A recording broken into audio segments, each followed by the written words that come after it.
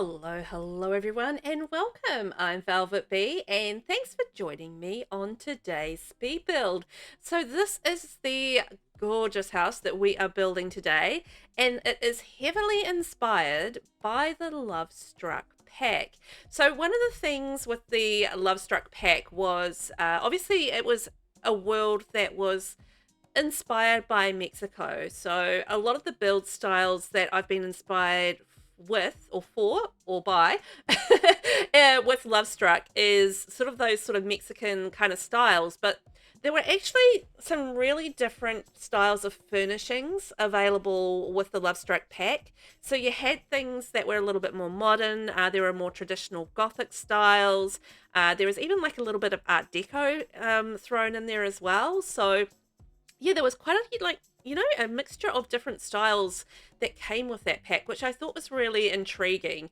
And one of the styles that really intrigued me was sort of like a Mexican Gothic style. So that is what we're doing today. But the other thing that I've been really inspired by in the game is the wallpapers. I absolutely love the wallpapers that we got with with Lovestruck, and I wasn't sure if I would, but I did. And one of the shades that I absolutely loved was this sort of this berry purpley kind of color. And I've wanted, like, since I've seen that color come out in Lovestruck, I've wanted to actually use that color. So that is what we're going to do today. So on the exterior here, what I've done is I've built like a 3-level tower, and on the top level of the tower, there's going to be like a little hobby area in there, and I'm using the iron fencing from Lovestruck, which has like the different iron kind of patterns on it. And around the front, I've actually created like a little L-shaped walkway with like the little archways that came with Lovestruck, and I've divided that off with the columns that came with Lovestruck as well, I believe. I think that's Lovestruck columns. And yeah, and it's just created like a really cool sort of like flow to the outside of this house, and like architecturally something a little bit different from what I would normally do, which I really liked. Around the side, I kind of like got this the pool going around the side, and as you can see there, I'm taking advantage of the circular pool thing that we've got going on. Obviously, we're going to be able to do some of that. And with the gardens, I did want to keep those pretty simple. So I've used like the sort of the cactuses and rocks and a little bit of shrubbery as well, just to sort of really match the world around it and give it that sort of that Mexican kind of vibe. Because obviously you got sort of your more deserty kind of thing going on there in some parts of Mexico. So that was kind of the idea that I had for the landscaping there, and keeping it pretty contained and simple. And I'm using the stairs that came with Lovestruck as well, and they've got that beautiful design on them. So I wanted to take advantage of that.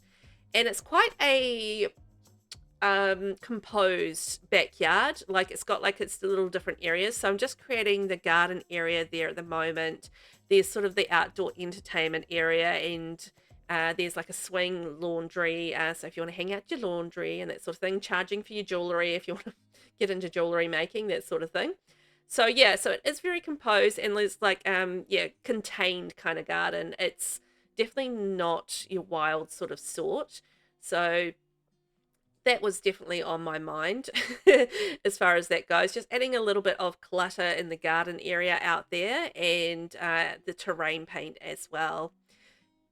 And I'm taking advantage of some of the new kits and bits and pieces that came out. So the Riviera Retreat kit, using some of the items from that pack, because I absolutely adore that pack. So if you've been watching any of my speed builds since that pack has come out, you'll notice that I've been using it very heavily around pools ever since, because I just fell in love with that pack. I find it very usable. There's lots of really cool things in there, and it's just, yeah, just a really funky pack.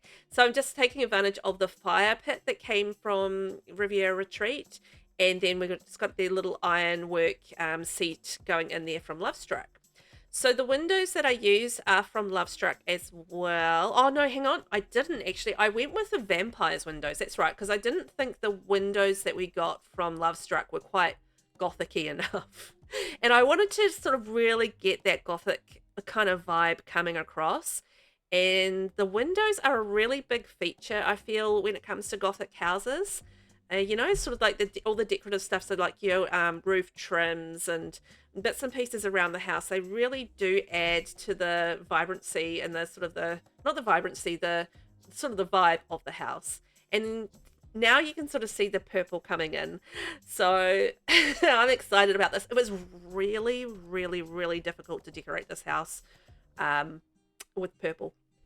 So, yeah, it was a challenge, particularly when I was trying to go a little bit more traditional on the furnishings rather than modern.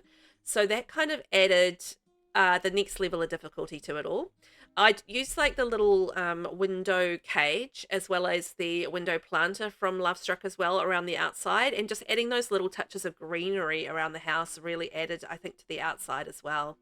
So I am working on the floor plan at the moment. So in the downstairs, there's all the living items as well as one bedroom. And then upstairs is, Velvet's trying to remember. I think it is 2 bedrooms, 2 bathrooms from what I recall. And then maybe it's 3 bedrooms. And then you've got a ladder. That ladder actually goes up to the hobby area up here. So this is what I'm going to work on now. So one of the bedrooms has like a little cut-off area, and then you can go through a door to the ladder, and then you can go up to this little hobby area. So it's got like an easel. It's got a chess set, little seating area. I think it's got a little observatory as well. Yeah, and a games table too. So, like, yeah, it's like a cool little hangout area, which I thought was going to be just, something a little bit fun. So this is the downstairs entrance area. So it's kind of like you come in here, and it's got sort of like the little bit of a living space to it as well. So I did try to block off each of the separate kind of rooms. So the dining room is going to be separate, and then the kitchen is going to be separate as well. And there is going to be an actual separate living room as well. But sort of the whole area kind of has some seating and bits and pieces in it as well. So I did do a walk-in sort of coat room kind of thing going on there. So if Sims want to go in there and use the dresser for changing, then they can. I was conscious when I was creating this build of the artwork, and actually it was so tempting to use the Lovestruck artwork because it's so pretty. Some of it's so pretty, some of it I don't like at all, but some of it's really gorgeous, and it works so nicely with the colors, but it's quite modern vibe, and I was like, oh no, I've got to stay away from that because it isn't sort of the traditional kind of vibe, and I needed to get like, that traditional vibe to the artwork where I could. So I did sort of delve into like the paranormal pack and the vampires pack there. So that was the entrance area. And now we're working on the living area. So I was thinking about how to sort of use the wallpapers in this build. And I did use a variety of the different sort of Lovestruck wallpapers in different ways. So, had to like feature walls here and there. And I've actually gone, rather than going with purple furniture, which was my initial plan, it just like clashed too much and was just too difficult with the wallpaper. So I decided to do like a contrast color in the green, which like works superbly. So I was really excited once I sort of worked out the green and the contrast and the colors and how that was going to go. I was really excited with how that sort of looked. And as you can see here, I'm just adding a chimney section into the build. So that's going in there, and like a nice little fireplace to go into the house and make it nice and cozy. And, fireplace is nice and traditional, isn't it? So I was initially going to have like an open kind of dining and kitchen, but then decided pretty late in the game that I was going to divide that off and have a separate dining area, and then going through to the kitchen. Oh boy, the kitchen. The kitchen was a challenge because I couldn't really do purple counters so much. And then it was a challenge like finding traditional counters that I liked that worked. So yeah, took a little bit of fussing around, but I did get there in the end. So I ended up going with the dark sort of brown, I think it's vampires counters, and then using the purple schmapple stuff, which is a little bit more modern, but I was kind of like, well, modern accessories kind of make sense. So I think that works. And then I just went through and found as much clutter as I could that kind of had a purple vibe to it, because there's nothing else purple in the room. I think that the stone that I chose from Jungle Adventure, it kind of had a purpley kind of vibe to it, but it is grey and the floor's black. So yeah, that was the thing, is just like actually continuing that purple vibe in a room where I didn't really have a lot of purple to work with. So this is the downstairs bedroom. There isn't actually a bathroom downstairs. So I believe the 2 bathrooms are upstairs. I say that and I know that that's a fact. So yeah, so this is the downstairs bedroom, I mean. So we went with sort of purple, black and green in that room, which I think is cute. So it's like a guest room downstairs. So moving on up to the second floor. So it's like a fairly big build. There's, quite a bit of room in this. Yeah, so upstairs we've got downstairs we've got a guest room. Upstairs we've got a kids room, which has a toddler bed and a bassinet. And then we've got a double bedroom, which is the master bedroom. And then I think we've got a single bedroom, which is like a teenager's bedroom. So it's a 4-bedroom, 2-bathroom build. The memory's coming back now. So this is the single bedroom. So I went quite purple in this room, but went with the lighter purple. I didn't initially plan to go with the lighter purple, but just with the darker purple wallpaper on the feature wall, it just in the curtains, I think it kind of worked.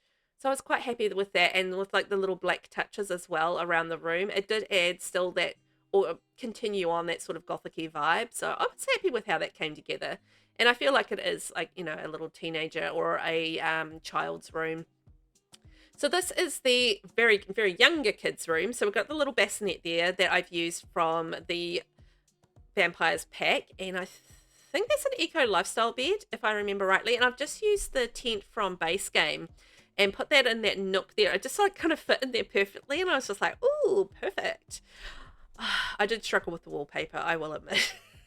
I went through, I don't know how many iterations of the wallpaper, just trying to figure it out. I was really struggling with the purple. Because, like, yeah, some purples kind of just don't really work that well together. It's the same with reds. Like, some reds don't work that well together.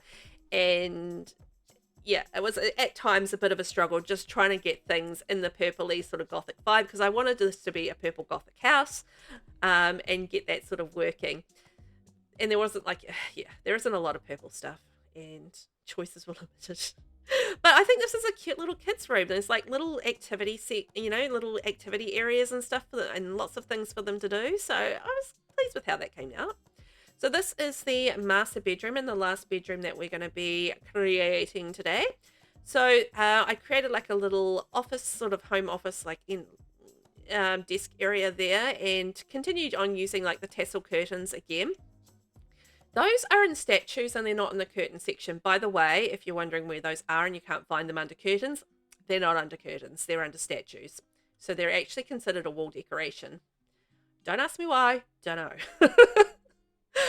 So we got the cute little dresser and mirror, and I did use like the nightstand as like a little table for the makeup and stuff like that. And I think, it's a nice functional room which came together quite nicely. And then that just had a little ensuite off to the side as well. I took advantage of the cats and dogs pack. Generally, if I'm doing a traditional bathroom, more often than not, I will go cats and dogs, because that set is just so nice in a traditional sort of vibe. And this is the second bathroom here. So this is the kids' sort of ensuite. So just adding like the cute little things, the potty and some little decals and, that sort of thing, just to make it super cute. Just using the Vampires sink. And I think it's a get-together mirror, the round one. I did end up changing this bathroom a little bit. So you might see that in the tour, which is what we're doing now. So this is how it finished up on the outside. And I did give this a light play test. So it should be all functional, and it is up on the gallery under VelvettB if you would like to download it. I don't know if this is going to be everybody's cup of tea, but I really like how it came out. I just think the purple with the black, I mean, I know it's dark, but that was kind of the idea because it is a gothic build. And I do like how it sort of came together, and I like that it's a family home as well, and that you can fit quite a few Sims in there, being a 4-bedroom, 2-bathroom. And there is sort of like plenty of activities around. There's, you know, the pool for exercise and barbecue for entertainment and that sort of thing. So coming through into the inside, so you can sort of see the hall slash entrance slash coat area, and then going into the kitchen. I think going with the dark brown counters really was a good decision, because dark brown and purple actually work really nicely together. So this is the downstairs bedroom. So got sort of the chairs, and it's pretty basic, but it's, you know, I think it's quite nice. And then this is the dining room here. So just use the green rug underneath to contrast sort of the blacks and the purples. And then this is the living room here. I found that Wedding Stories divider, and it just looked like so much like the wallpaper on the feature walls that I decided to use that. So this is the upstairs living area going into the first of the bathrooms. So this is the kids' bathroom that I changed. So I put like a little shower, proper shower in there. And then this is the kids' bedroom that I put together. So I got like a little desk area, got like diaper stuff, and I didn't put a diaper changing table in, now that I think about it. I should do that before I put it up on the gallery. Not that you need one, but it's a nicety, you know. And this is the ensuite for the master bedroom. So you've got the bath and little bits and pieces there, laundry stuff, and the master bedroom there. So bringing in sort of the mixing the blacks and the purples. Not too much. No, I didn't add green, but I did add like a chocolate brown to that. And this is the single teenage bedroom. So you've got the reptile print in the dark purple on behind the bed there, and then lighter purple around the outside. Thanks so much for watching. I hope you guys had fun, and I will catch you in the next one. Bye bye.